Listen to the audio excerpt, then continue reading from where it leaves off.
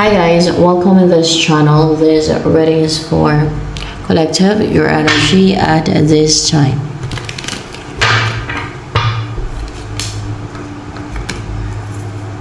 Sign of Swords in reverse. So it means walang mga naka-unite sa iyo na mga like arrows, satanic arrows.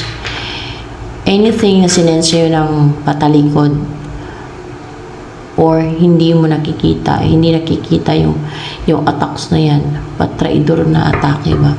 Or pwede din na nag-forgive ka na, recover ka na sa hurt and painful experiences mo.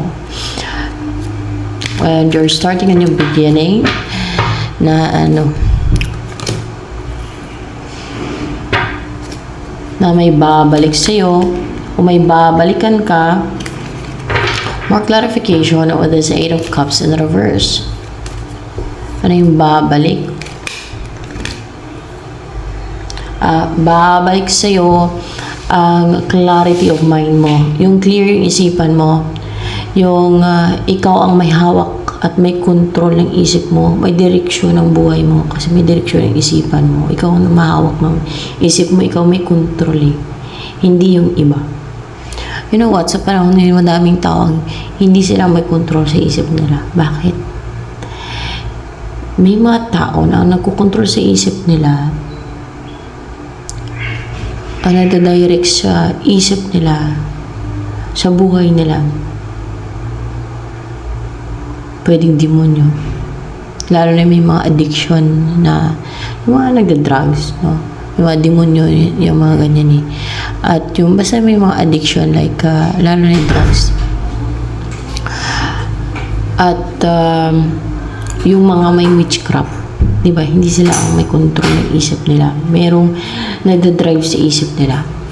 They're victim. Di ba? Restricted nga sila.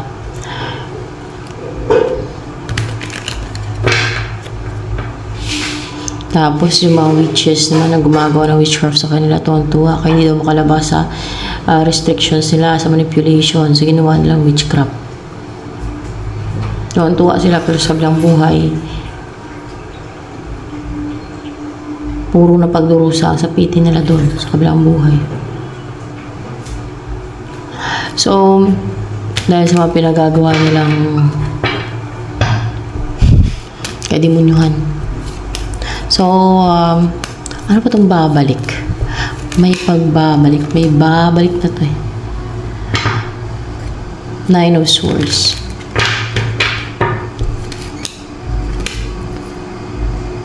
What's with the 9 of Swords na babalik?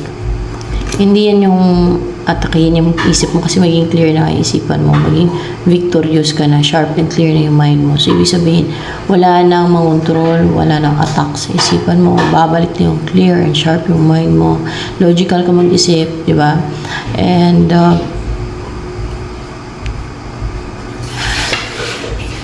anong tungkol dito sa 9 of Swords?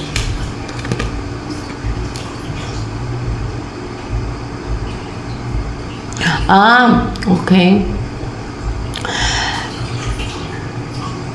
Kasi nagtagumpay ka na matanggal sa iyo yung mga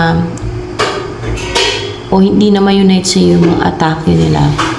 Babalik yung mga atake nila. Saan? Doon sa mga sender. Sila na ngayon maka-experience ng anxiety, yung demonic oppression, o in-oppress sila. Nakaramdam sila ng takot, nag-overthink, yung minamanipula yung isipan nila. There's manipulation. Kung anong manipulation, sinent nila sa isip mo, sa isip na nila yung papasok. Yung isip na nila ang mamanipulate. So kung gusto nila mawalan ka ng confidence, na minamanipulate yung isipan mo noon, mawalan ka ng confidence, example lang yun, o kaya ay lalayo ka sa person mo, sila ngayon na maka-experience yan. Sila na mawala ng confidence. Sila na ang lalayo sa kanilang person. Mga ganun ba? Sa kanila na ma-unite. Yung natanggal sa'yo at bumalik sa kanila. So yan. Sa kanila na makarga yung baggage, karga. Kasi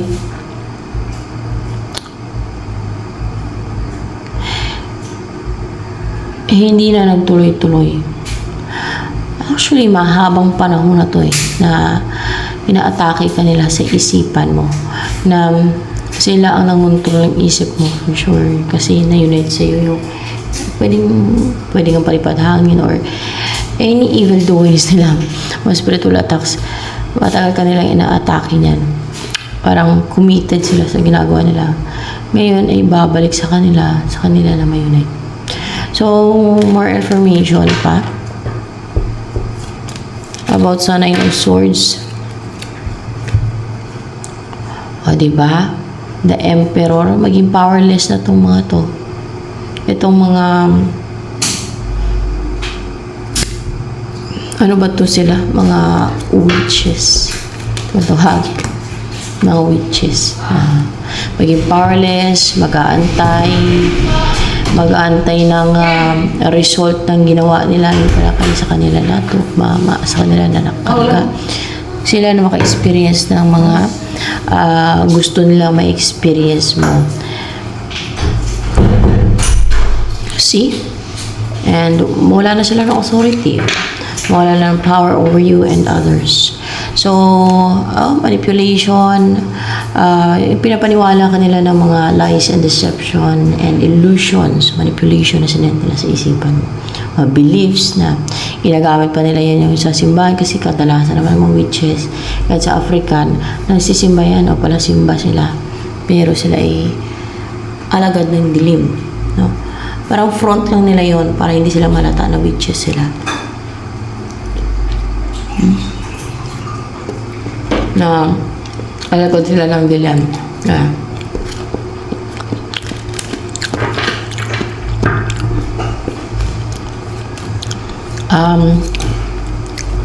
Ano ang transformation mo sa buhay mo?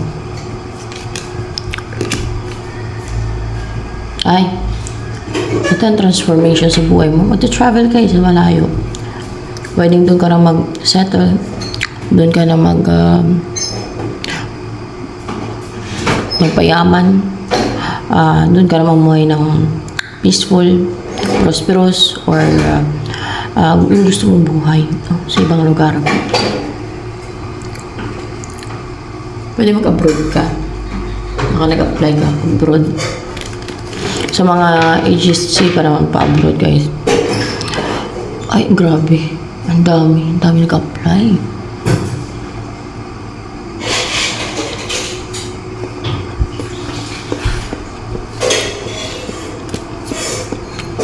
Siksikan. Doon sa Peridot Agency. Siksikan. Makaya itlog bugok. King of Wands. And maging ano ka na.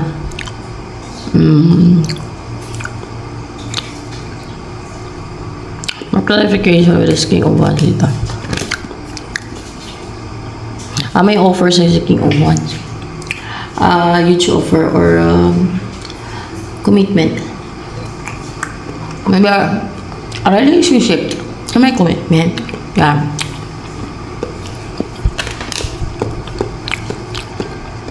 Ang inaantay mo.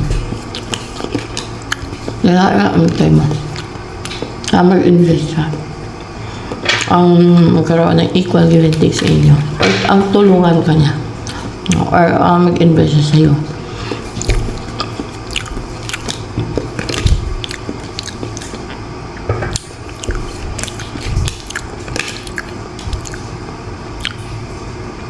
At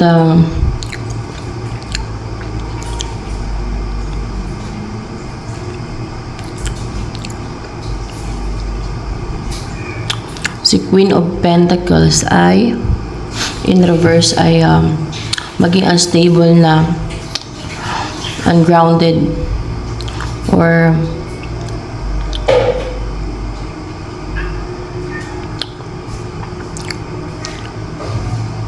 hindi na siya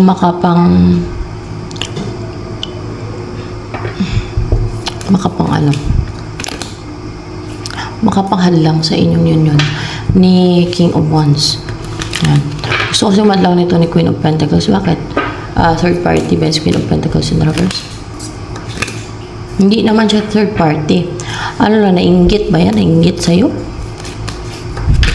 Nainggit siya sa'yo. Inggitira siya. May ginagawa to. Pag maganyan, mahadlang siya ng para madlangan kayo, witchcraft. Sinanla niya, bininta niya yung kaluluwa niya kay Satanas. Tama ba? Bininta o sinanla ni Queen of Pentacles na yan in reverse yung kaluluwa niya kay Satanas. Para makapanghadlang lang sa love life mo, sa buhay mo, sa goals mo. Dahil sa inggit niya, oo. Sa kabilang buhay, pagsisisi niyan, magsisi yan dun. Bakit? Ay, malaman niya na lang. Bakit? Ay, wait. Yes. Marinig yung kantahan ng kapitbahay ba?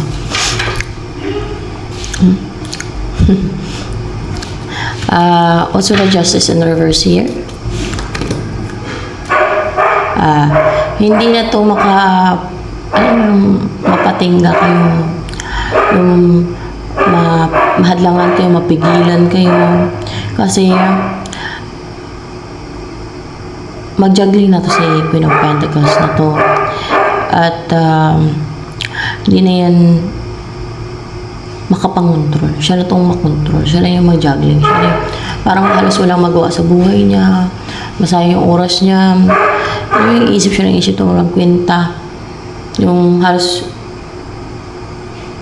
walang magawa o kunti lang magawa niya sa isang araw kasi nagja-juggling yan. Pag nagja-juggling yung tao, hindi makapag-decide kahit yung gagawin niya na lang ay hindi niya mapapag-desisyonan, para din nag-overthink na sayang yung panahon niya way overthink. Alam mo yun, experience ng taong nagja-juggling. So, ganun.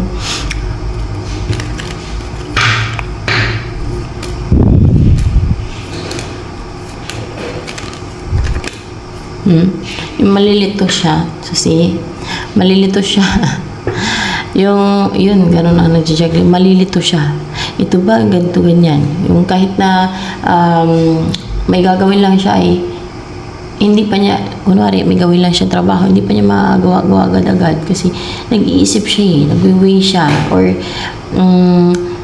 nalilito yung isip niya. Yun nga talaga, no? Yun ang clarification dito. Nalilito ang isip niya. Bakit? Balik ba yan sa kanya? Balik yan sa kanya Sa kanya na ma-unite yung mga ginawa niyang deceit, witchcraft. Sa kanya na mabuo na sa kanya kasi sa kanya naman galing. Kumbaga sa kanya na mabuo, ma-unite yung mga pagja-juggling, pagkalito, yung nalilito yung isipan, yung naguguluhan ng isipan, nasasaya ang panahon, kakaisip, kahit mga walang kwentang bagay naman. You know what? Si Anubis, yun ang kapangyarihan ni Anubis yung God ng Egypt. Pero of course, fallen angels yun sila. Hindi yun talaga God. Si Anubis, isa niya sa kapangyarihan niya, yung magpa-hold back, yung pa-juggling ng kahit entities pa. At based sa na-research ko, at mga tao, basta isa niya sa kapangyarihan niya daw.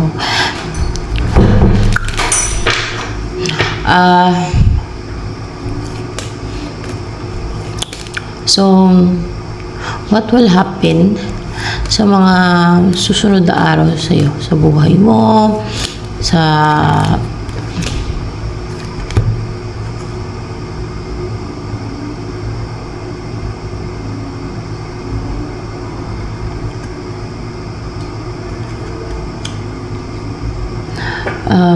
mukhang mahinto yung parang hindi naman tuloy-tuloy yung ginagawa mo. Yun ang next na mangyari sa buhay mo. Kasi aalis ka, lalayo ka. lalayo. Baka mag-travel ka, o may pupuntan ka, lalayo ka, or iiwas ka. What's with the Six of Swords here?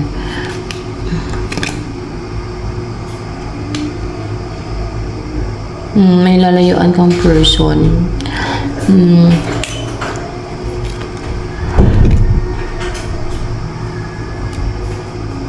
Kasi maging clear na sa'yo kung sino talaga yung pag-effort mo sa isang person. Minto na. Meron kang isang person, minto na yan. Kung may karelasyon kang isa, minto na yung pag-effort mo dun. Kasi maging klaro na sa'yo na yung isa o si King of Wands ang meant for you.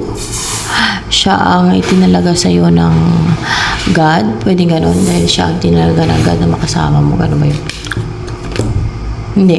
Dahil siya ang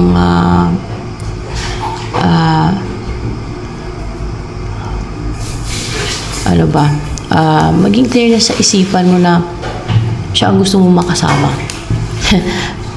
Hindi eh. Maging clear na sa isipan mo na hindi na kasi maging clouded ang judgment mo, yung isipan mo. So, maging clear na yung isipan mo na ano ba? Gusto mo mag-heal. Gusto mo mag-heal sa ibang lugar. Sa ibang lugar. Gusto mo kasi mag-heal sa ibang lugar. So, klaro na sa isipan mo gusto mo mag-heal sa ibang lugar. O, diba may pagta-travel dito? At may pag-alis siguro.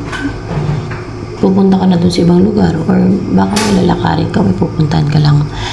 Gusto mo mag-heal sa ibang lugar o baka mamasyal ka sa place na tahimik, sa nature, na payapa yung isipan mo, makarelax yung isipan mo,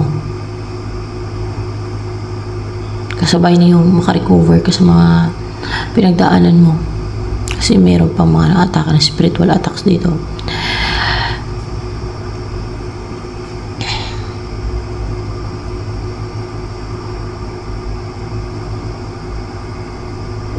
May napanood ako kanina sa Facebook, guys. Kasi di ko siya makapi. Pero maganda siya. Yung story ay yung si Lazaro at ang mayaman. Kwento ko na lang.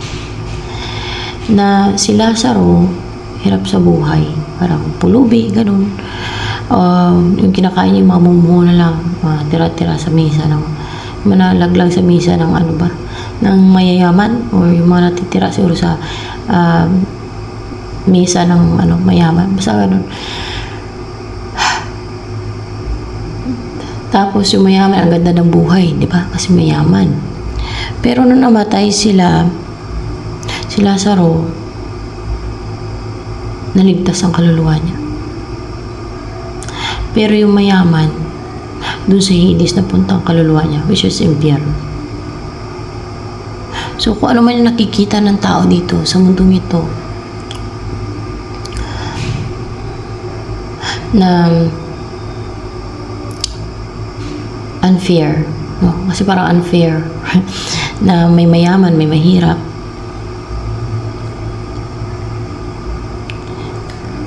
Ay nakikita ng Diyos yun. At kung kaya na-save si Lazaro, kasi hindi naman yung makukulang. At nahirapan siya dito sa mundo. Nakikita niya yung injustice, unfair situation. Yung mabuting tao naman yun. Kaya yun, save siya. Pero yung mayaman, dahil siguro masama ang ugali niya, o greedy siya. Number one, yung pag-greedy kasi hindi ka talaga makapasok sa karyan ng Diyos. Sabi ni Jesus Christ, ang mga greedy hindi makapasok sa aking karyan. Diba? Or wala mong reason doon kung bakit hindi nakapasok sa karyan ng Diyos. Kung bakit sa Hades o sa impyerno napunta ang mayaman na yun.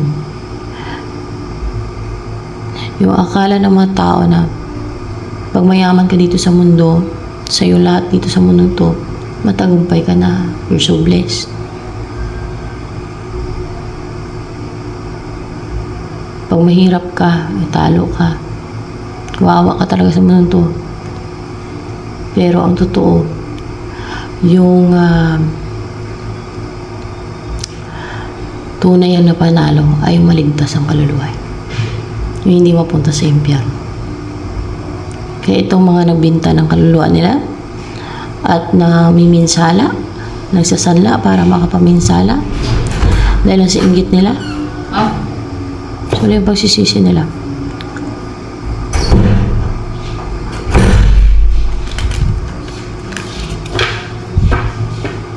Instead na tumulong sa kapwa nila, anong ginagawa nila? Paminsala, pangasik ng lagim, pamiste dahil sa inggit. Napaka-injustice nun. Nakikita ng Diyos yung lahat ng mga pinagagawa nilang injustice. So sa tingin nila, hindi sila paparusahan ng Diyos sa kanilang buhay. Sa mga pinagagawa nila, injustice sa kapwa nila. At unfair.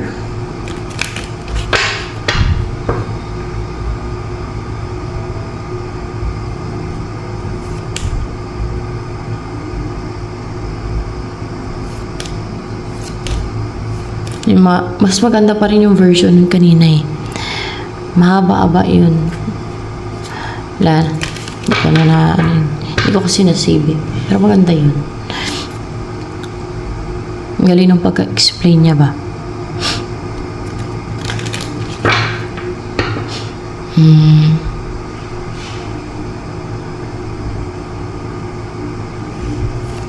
So,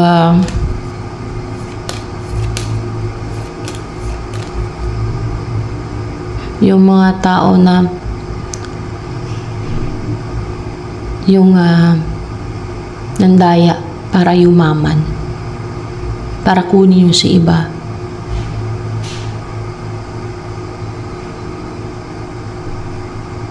Akala nung iba panalo na sila, na yung mga ganung klase ng tao. Hindi nila alam kung ano yung kahinatnan ng kanilang kaluluwa ng mga tao na yun. Kunwari, blessing ng iba. Gagawa nila ng witchcraft, demonic, para maagaw nila, makuha nila. Ang tingin nila, hindi sila parusahan ng Diyos kabilang buhay.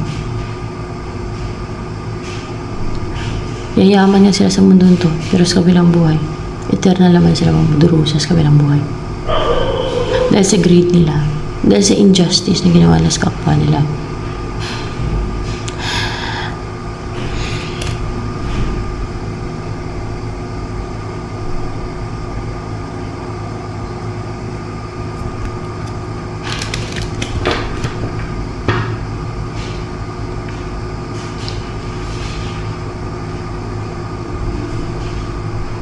Judgment.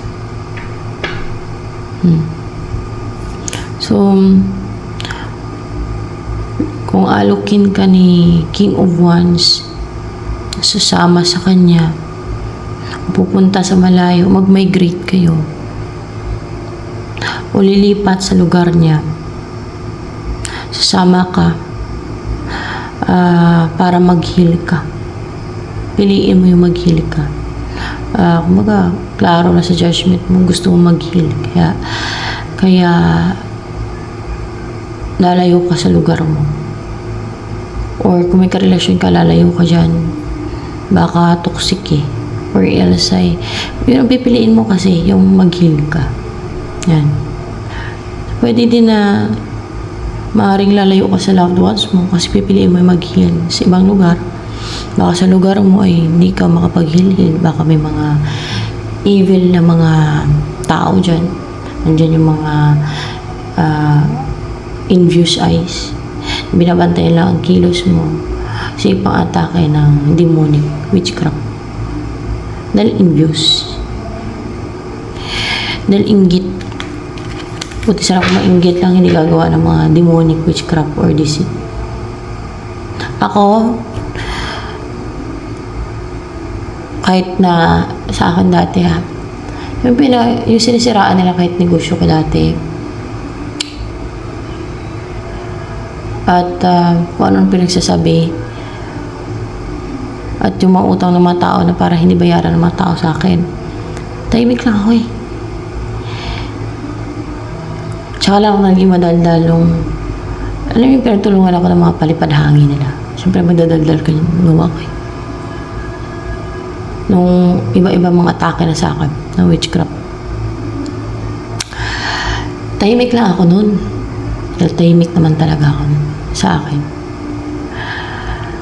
Doon lang talaga ako nagalit na nung, kasi may mga atake na din kasi ako. Nung nalaman ko na yung kinukulam na, ginagamitan na ng demonic witchcraft ako dahil sa inggit nila. Yung ganun. Yung kahit konti lang kasi yung ikaangat mo, konti lang yung konti lang naman yung income mo. Inggitan ka pa. Gusto ko pa hilahin pababa. Pagawan ka ng demonic witchcraft para lang maglugmok ka. Babagsak ka. Kahit pinagsikapan mo naman kung anong meron ka. Yung ganon.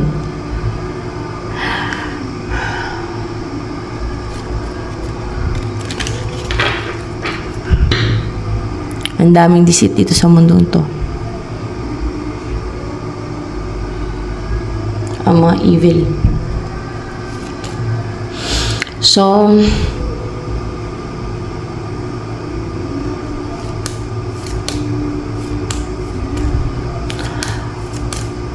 anong gagawin mo doon maliban sa mag-heal ka? Sa lugar na pipiliin mo mag-heal ka. Baka doon talaga yung suited or best na lugar for you to heal. Anong gagawin mo doon?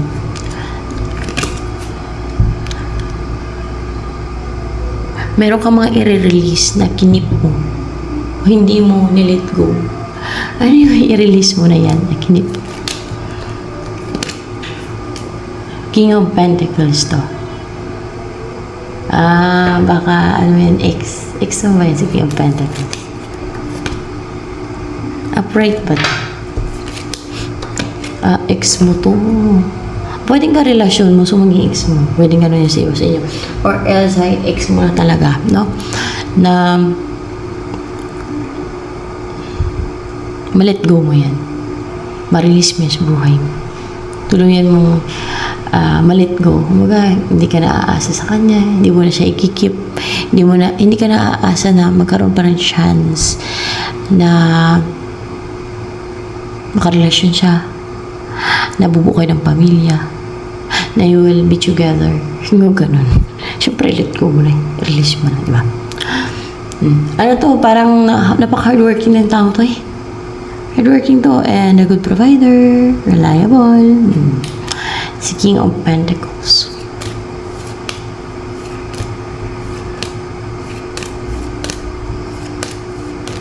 Ganun talaga. Kailangan mag-move on, mag-let go for you to heal. Kasama yun sa pag-heal mo. Kasi hindi ka mag-heal kung still keep mo pa rin yung nagbibigay ng pain sa puso mo or yung kahit yung umaasa ka, napapahirap din sa yun eh. Emotionally inside of you. So,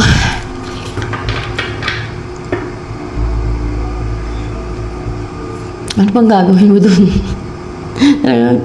Kasi hindi mag-heal ka, no? Kasi may mga i-release ka, your past person, gano'n. Na hindi naman nagsiserve sa'yo or hindi naman makatulong sa'yo or wala na sa buhay mo, sabihin natin gano'n. Pag-pass talaga na wala na din talaga, kailangan din talaga i-let go na and move forward. Enjoy life. So, kailangan mo muna mag-heal sa ibang lugar na siguro yung lugar na yun talagang nakaka-heal dun. Bakit dun ka mag-heal sa lugar na yun? Dahil walang mga atake dun. Wala man nagsisend ng mga spiritual attacks. Wala mga nagsisend ng spiritual attacks dun. So, ibig sabihin sa lugar ninyo, may mga nagsisend ng spiritual attacks. Baka madami. Madami ba ingitira sa lugar niyo? Madami. Madami ingitira sa lugar niyo. Yun na yun. Parang ang hirap paniwalaan dahil sa inggit. Mangulam sila. Mag-send ng spiritual attacks. Sa mga hindi gumagawa. Pero kanina lang may napanood akong video. Yung kapitbahay niya, kinukulam niya. Dahil nainggit daw sila ng pamilya niya sa kapitbahay niya. Kapitbahay niya yun eh. Alam ko kapitbahay niya eh. Minsan daw tinitigilan nila. Tapos, pag namimili daw yung kapitbahay nila na yun, ginagawa na naman nila. Kinukulam na naman nila. Kasi naiinggit daw sila. Diba? Napaka-injustice ng ginagawa nila. Napaka-injustice talaga. Hindi talaga makatuwiran. Napaka-injustice. Napaka-evil. Alam niyo kung bakit po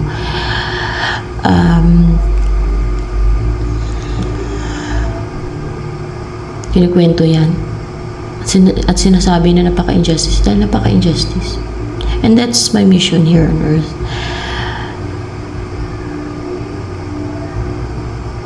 To convict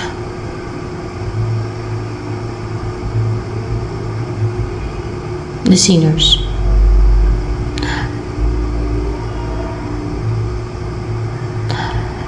And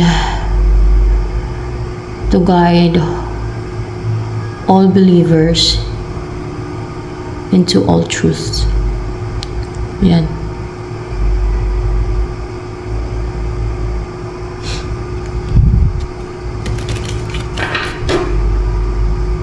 So, ano pang gagawin mo sa lugar na yan na makapag-heal ka?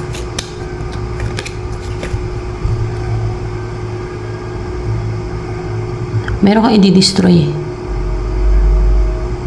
Parang mag-aral ka nito. Meron kang pag-aralan o meron kang i-search within you. Mag-introspect ka.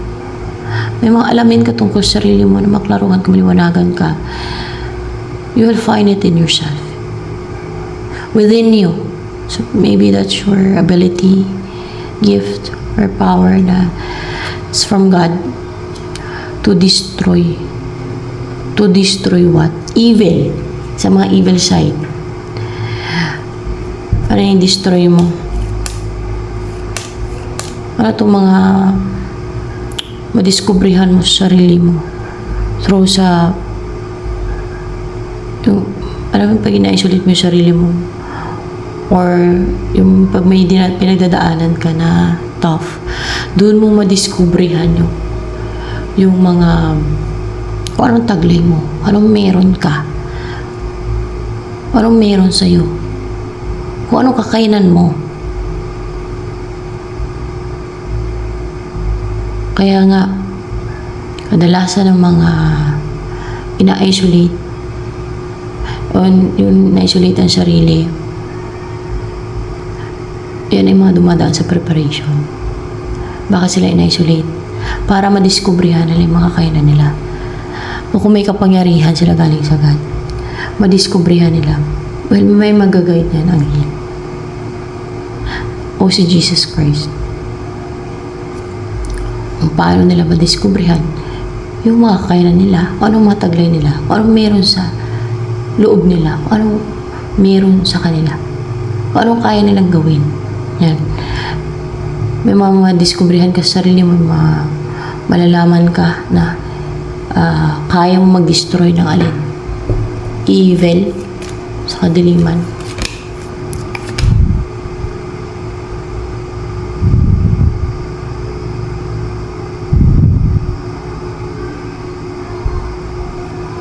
Meron kang i-destroy. Upright kaya itong 5 of Cups. Sa kadiliman. Kasi syempre sa side ka ng God eh. Sa side ka ng God, inikawit siya. Kaya nga sa side ka ng God eh. Hindi demonic yung ginagawa mo, okay? Kasi pag witchcraft ang ginagawa mo, demonic, black magic, sorcery, hindi ka sa side ng God. Sa side ka ng kadiliman. Alagad ka ng dilim. Automatic yan. Pero, Sa mga gustong magbago, kung mayroong mga nanonood na gumagawa ng witchcraft na nasa kadiliman ngayon, ay magbago kayo para sa sarili ninyo. Pero kung if you don't care sa soul ninyo na mapunta sa impyerno, nasa inyo na yun. Bahala kayo. So, kasi pag nagbago kayo, may possibility pa na mapatawad kayo. May possibility pa. Diba? Baka mapatawad pa kayo. Kasi hindi kayo magbago, wala na. Mahirap na kung bininta nyo ng kaluluwa nyo, sinanla nyo na, wala na bawian yun. Pero kung mga gayuma-gayuma lang, mga spell lang, kung hindi naman kayo nagbinta ng kaluluwa ninyo, hindi naman kayo nangulam, hindi naman kayo bawarang, kaya bago kayo, yung maano ko sa inyo.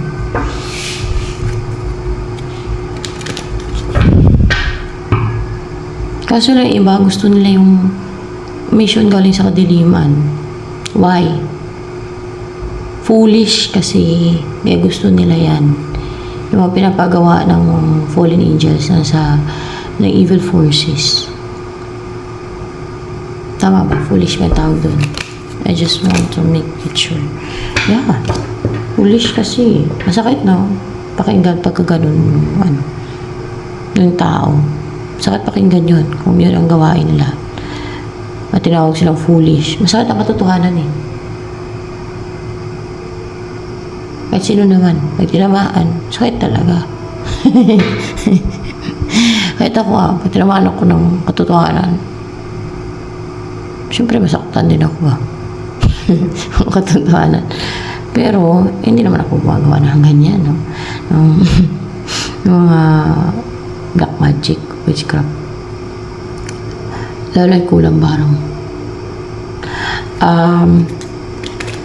Pero yun nga, nasa tao naman magbago, hindi. Kaso lang, kung nagbinta sila ng kaluluwa nila, nasanla, yun lang. Kasi wala nang bawian yun yung mga ganun. So, siyempre, paano ba, David? Na binigay niya na yung kailingan mo, nakipagkasundo ka doon, binta, sanla, may kaluluwa mo. Nila pala, sinsya na. Tapos, babawiin mo, ay, hindi ko na pala ibinta, hindi ko na pala isanla. Tingin na sa devil. Mas mautak pa sila sa devil. Magaganon na. Ay, naku, bahala sila sa buhay nila. So, yan guys.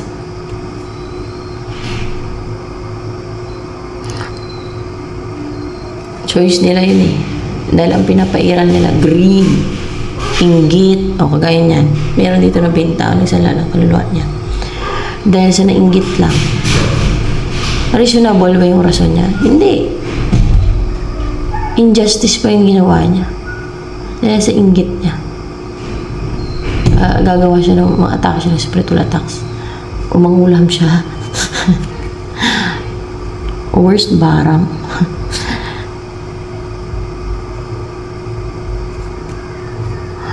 Yan, evil forces daw itong ano mo, or kaya sa kadiliman, baka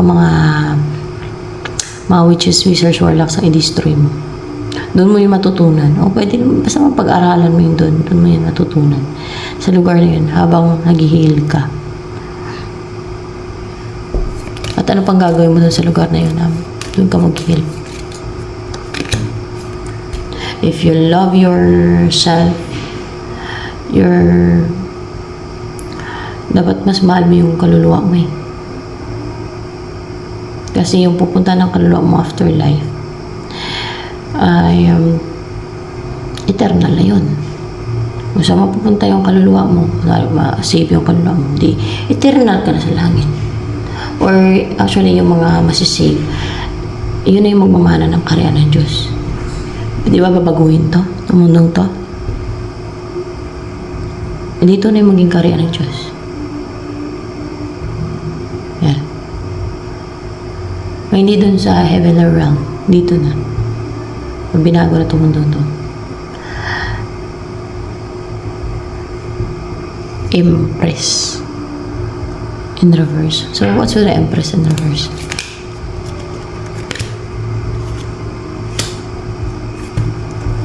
O, diba? Meron kang makakaaway. Meron kang makakalaban. O, spiritual na labanan to, no? Gagawin mo ngayon yung Empress na unstable. Gumagawa to ng spiritual. Ano ba ito? Benta ng kaluluwa niya sa devil. Baka malakas yan ba? Hindi. Nasanla ng kaluluwa niya. Nasanlain ng kaluluwa niya si Empress na to, in reverse na to. Oh. Ano to? Masikreto to. Madaming hinahay to, madaming tinatago to. May mga tinatago ito. Secretive tong tao na to. Makalaban mo yan at gagawin mo siyang yan ang maging kaaway mong kaaway.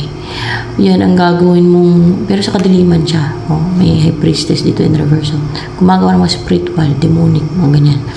At secretive, ganyan ang mga sa kadiliman, mga secretive, very secretive yan sila.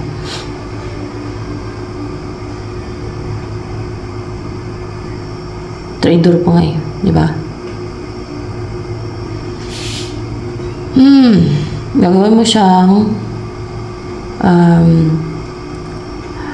hindi na impress yung energy niya. Gagawin mo siya na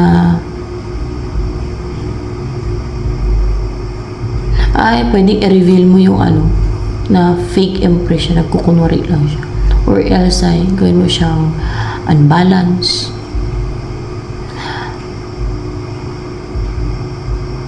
Tingnan ko kung ano ba to. Tao ba to? Si Empress in reverse.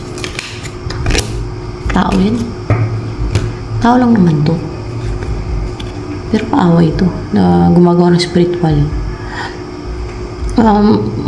Gagawin mo siya ng matanggalan na siya ng umuwala na siya ng kakayanang ma-turn into reality yung mga minamanifest niya. Yung mga ginagawa niyang ritual, witchcraft, ganyan. So, umuwala na siya ng kakayanan na makapagana yung mga spiritual na ginagawa niya at mga atake niya sa iba. Yan. Ganyan ang mga mission from God.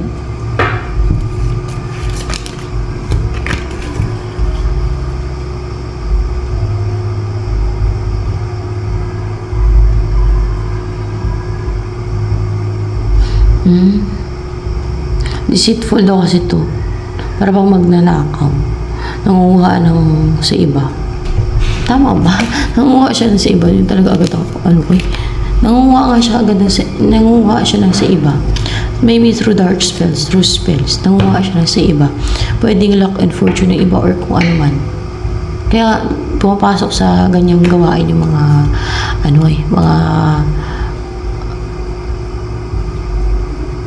yung naging alagad ng dilim kasi para makuha nila yun sa iba because of their greed, di ba?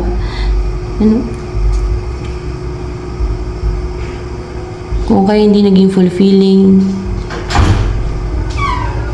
yung buhay ng iba kasi kinukuha niya yung hindi naman kanya. So, kung kaya hindi masaya ang buhay ng iba kasi kinukuha niya sa iba. At malungkot at naging emotional yung iba kasi kinukuha niya sa iba. Through witchcraft niya. Ano ba kinukuha niya? Fortune? Fortune. Hindi. Destiny ng iba? Hindi. Energy ng iba? Energy. Demonyo eh. Kinakuha ng energy. Kung anong ginagawa niya dyan, demonyo siya, tao siya, pero alagad ng dilim kay demonyo na. Ang tawag dyan. Pag namatay yan, demonyo na yan. Kaluluwa niyan. Oh, energy, anong ginagawa niya? Ginagamit niya energy ng mga tao. Ginagamit niya energy ng mga tao na nakukuha niya.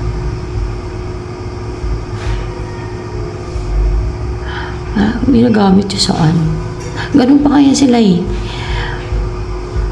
Nangulikta pa kayo iba sa kanila ng kaluluwa eh. Di ba? Yung may mga concert, kunwari concert, pero yung pala yung ritual pala yun. satanic ritual na yun pala yung mga nanonood doon sa concert na yun. Kinukulikta na pala yung kaluluwa nila daw. May nag-reveal yun eh. Ano ba to? Sikat ba to? Baka gano'n. Sikat ba to? Si Empress in Reverse. Hindi naman. Sana nangulikta siya ng energy. Ano siya? Nangunguha ng energy. Kinukuha niya yung energy ng iba. Ginagamit niya. Ginagamit niya saan? Para hindi makapag-take na action.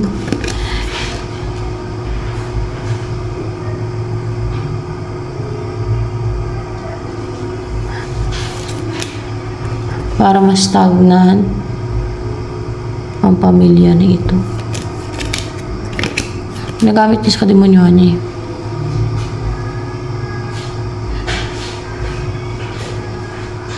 Para siguro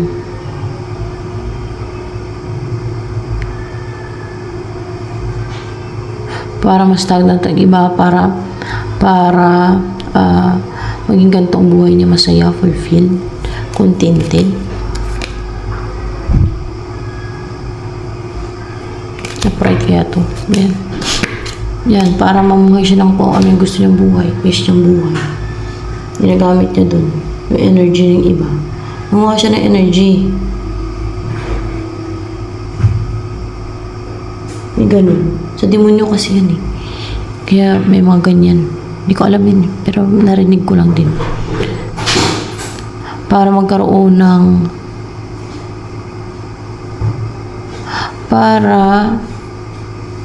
may ma-rebirth.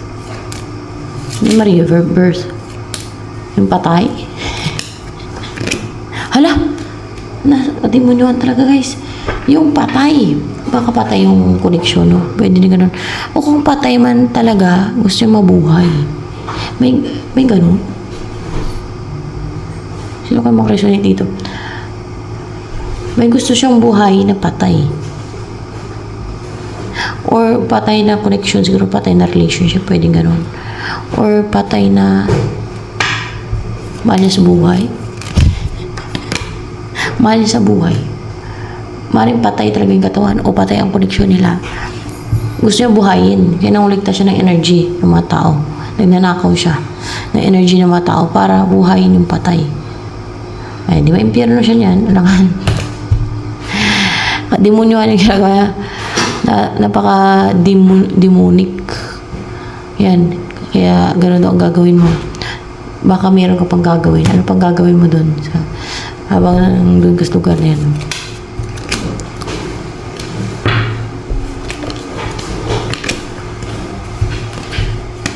Para mahinto, matigil. So, ikaw magpatigil, ikaw magpahinto ng yung ginagawa ng iba na mamanipulate through spiritual, nagsisend ng manipulation, illusion, deception, lies sa isipan ng iba. Yan. So, yan, ito na lamang for collective reading, guys.